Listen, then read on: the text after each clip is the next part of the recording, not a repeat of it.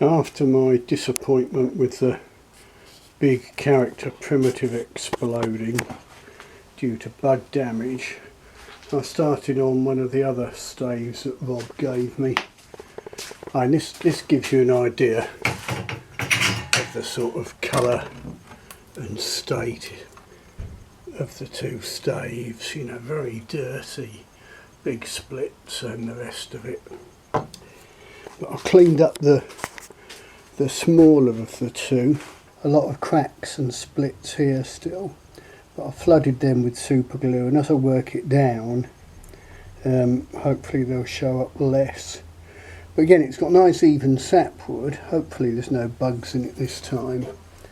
A big knot at this end that gives a nice character waggle, and there was a big knot here which you can see it started. It's solid there, but from here on out it was rotten, so I picked it all out and inserted a plug and cleaned it up.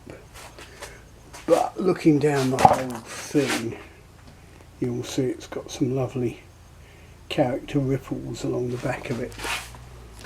And I'm not going to get too greedy with this one. Oh, look at that, it's gorgeous, isn't it?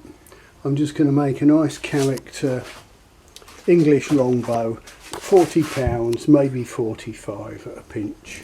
This character Yew longbow's coming along quite nicely. It's a long time since I've made a £40 longbow, and I just can't believe how stiff this is. It's getting quite thin.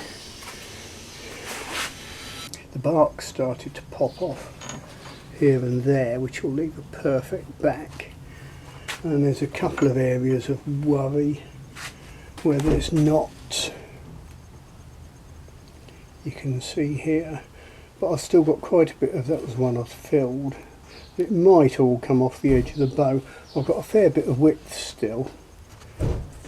More bark just lifting off here, you see, leaves a lovely surface. Yeah, on the tiller it was pulling about £40 at 15 inches. So I did some arithmetic, but it's interpolated to being £90. So if I took the thickness at mid-limb, 22mm, if I say that equals £90, stiffness is proportional to the cube of thickness, and 22 cubed is that, so we need a fiddle factor to make that match up with 90. That's the fiddle factor. Work it all backwards to give us the thickness at £40, blah blah blah, comes out to about 16.8mm.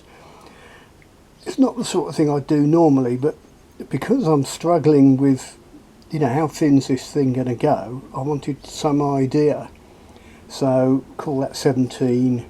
So I've got about 5mm to come off the thickness, which, alright, I can see it's going to leave a pretty thin bow, but that's fair enough, I can live with that. And out of interest, I looked at the thickness of Twister, my go-to field bow. Right, you can see Twister's wider, but it's not madly wider. It's a bit wider, and this has got to be thinned a little bit. We've got workmen making a row next door, well, down the road. But you can see how thin Twister is by comparison. So yes, I've got quite a lot of wood to come off. It's just, you know, you get familiar with making a certain sort of size of bow, if you like. I've been used to making 80, 90, 100 and so on. So coming back to 40 is a bit of a culture shock. Here's the Yew character longbow. I'm aiming for £40.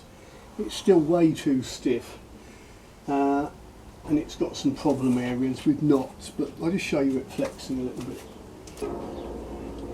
So that's it pulling to 40, or a bit more than it's 45. So it's starting to move like a bow. I could probably brace it now.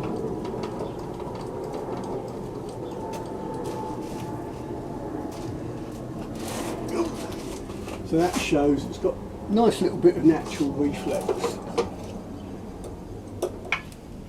Yeah, the bark's really starting to lift now in places. It shows us where it's flexing most, not moving much at the tips. but with this sort of area, it's quite hard to know how thin you dare make it, because it tends to be weak where there's a bend like that. I've got a few knots, I've got a few cracks and splits and some very dodgy stuff here, which is why I'm only going for 40. It doesn't compromise too much of the width of the bow, so hopefully these features, some of that will fall off the edge, but if I manage to get it into a 40-pound bow, it should be extremely handsome with all that character. Very slow and steady on this one, because it just doesn't like an edged tool. If I try and use an edged tool, it's ripping in, or the grain keeps changing direction, all these swirls. Some woods like that.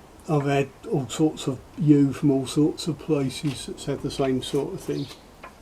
Some yew is just lovely to work with an edged tool. Sometimes it's dry and a bit gnarly, don't like it.